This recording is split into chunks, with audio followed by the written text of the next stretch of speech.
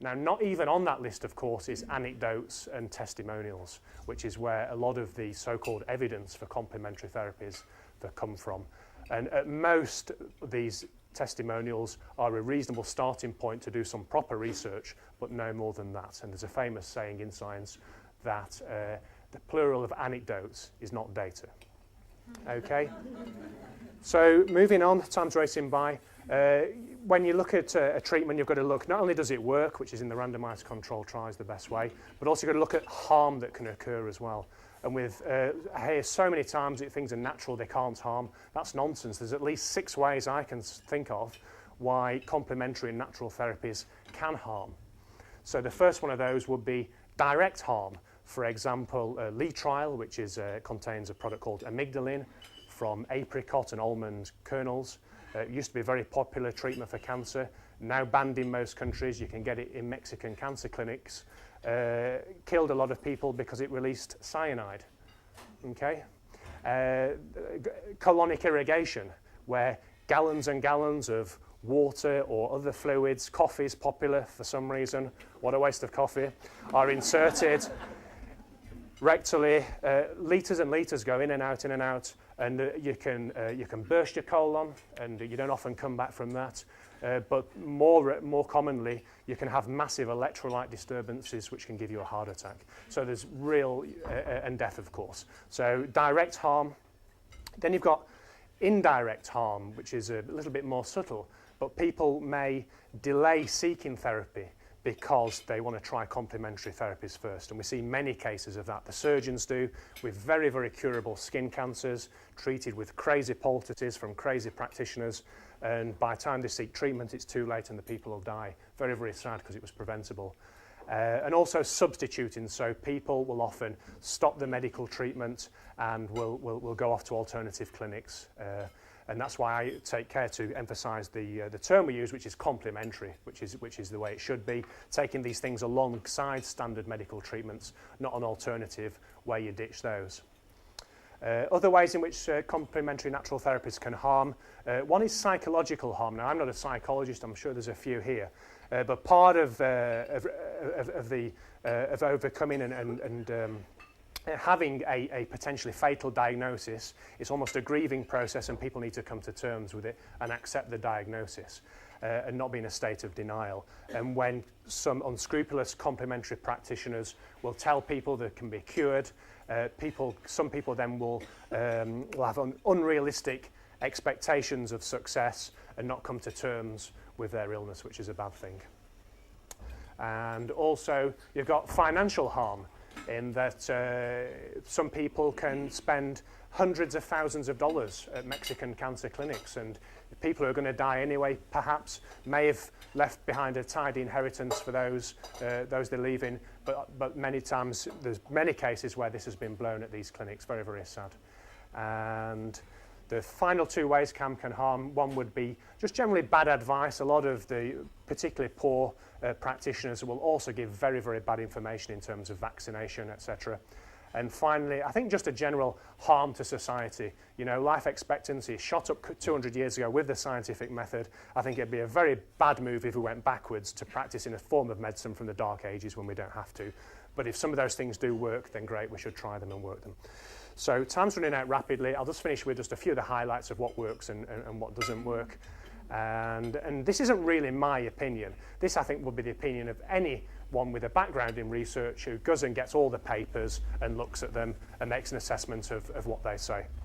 So what sort of things do work and help symptoms and quality of life?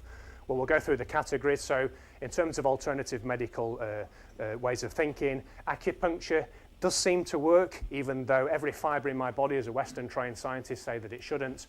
There are some good control trials, placebo-controlled trials. Well, how do you have a placebo group if you're sticking needles in?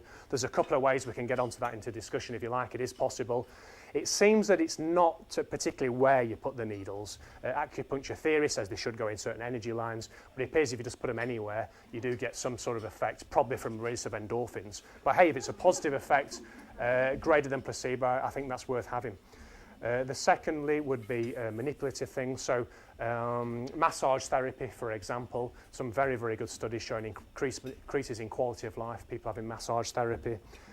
Mind-body, one of my favourite recommendations is yoga, a combination of meditation and exercise. And again, meditation itself, using the power of the mind, very, very good controlled trials, particularly in women with breast cancer, showing large improvements in quality of life and reduction in a lot of associated symptoms.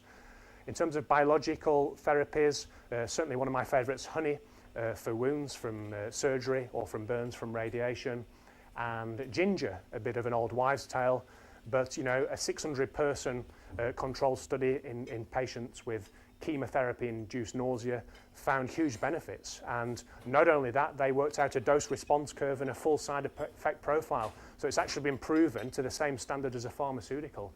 Half a gram a day is the dose you need. And finally, in terms of energy, transcutaneous electrical nerve stimulation, where you put some electricity, it is a complementary therapy, but it's so effective it's actually part of mainstream medicine now. And so it is hard when some things are proved. Are they complementary or mainstream?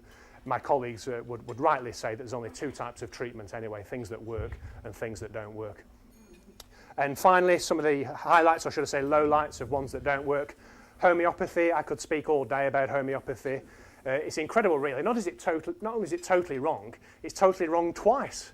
So I don't know how they managed to do that. It's based on two totally false premises, one that like cures like, and the second that the more you dilute something, the more power you get. If I did have slides, I'd show you a group of skeptics in London outside a branch of Boots the Chemist earlier this year, overdosing on homeopathic sleeping tablets in a stunt for the media, which made me laugh. And also their accompanied press release when they said they'd changed their mind and they thought it did work because they're all asleep within 24 hours.